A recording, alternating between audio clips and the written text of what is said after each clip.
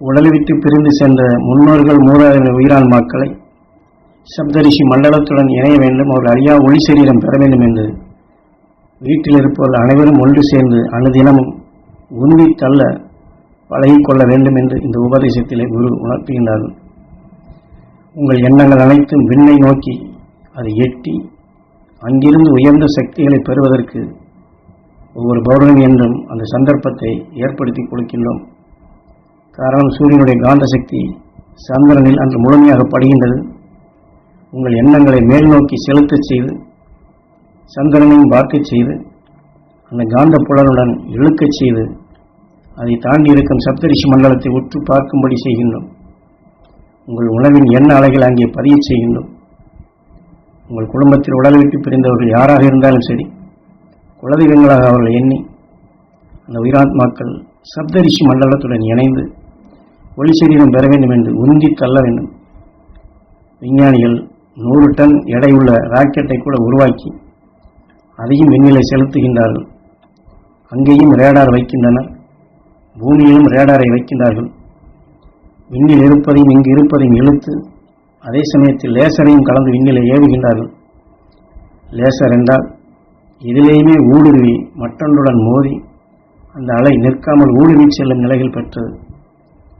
இப்படி செய்து எல்லாம் இணைத்து கொண்ட பின் மனிதனுடைய பேச்சை சொல்லாலே அந்த இடத்தை குறித்து ஒளிகள் மூலமாக கம்ப்யூட்டர்களை பதிவு செய்து அந்த நாடாவிலே போட்ட பின் ரேடார் அதை கவனித்துக் கொள்கின்றது. ராக்கெட்டை திசை திருப்ப வேண்டுமென்றால் இங்கிருந்து ஆணையிடுகின்றார்கள்.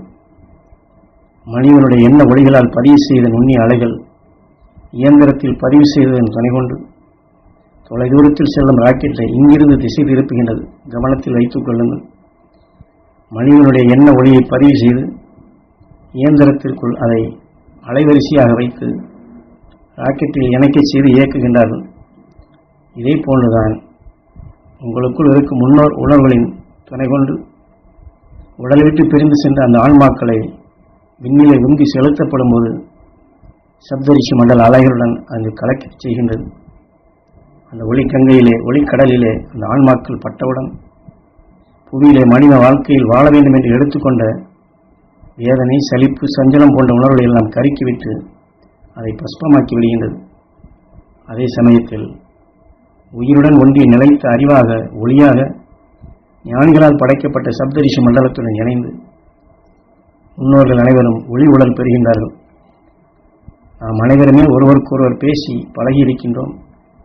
குடும்பத்தில் உடல் விட்டு பிரிந்து சென்ற ஆன்மாக்களை கூட்டு குடும்ப தியானம் இருந்து முதலில் சொன்ன முறைப்படி செலுத்த வேண்டும். அப்படி இல்லாதபடி அவர்களை எண்ணி ஏங்கி எல்லாம் சம்பாதித்து வைத்தார், போய்விட்டாரே என்று அழுவதும், மிகவும் நல்லவராக இருந்தார், போய்விட்டாரே என்று ஏங்கி இழுத்து விட்டால் போதும். யார் அதிகமாக எண்ணி ஏங்கினாரோ அந்த உடலுக்குள் புகுந்துவிடும். எந்த அளவுக்கு அவர் மேல் பாசம் கொண்டு பற்று கொண்டு எண்ணி எடுக்கின்றார்களோ அந்த உடலிலே புகுந்து நான் வந்துவிட்டேன் என்ற நிலையில் உடலை விட்டு பிரியும் போது கடைசி காலத்தில் அவர் உடலில் பட்ட வேதனை, நோய் எல்லாவற்றையும் இங்கே உருவாக்கிவிடும். ஆகவே அழுது இழுத்து கொள்ள வேண்டுமென்றால் இழுத்து கொள்ளுங்கள். இல்லை, நமது குருநாதர் சொன்ன முறைப்படி மோட்சத்திற்கு சப்தரிஷி மண்டலத்திற்கு அனுப்ப வேண்டுமென்றால் அந்த ஆன்மாக்களை உந்தி தள்ளுங்கள்.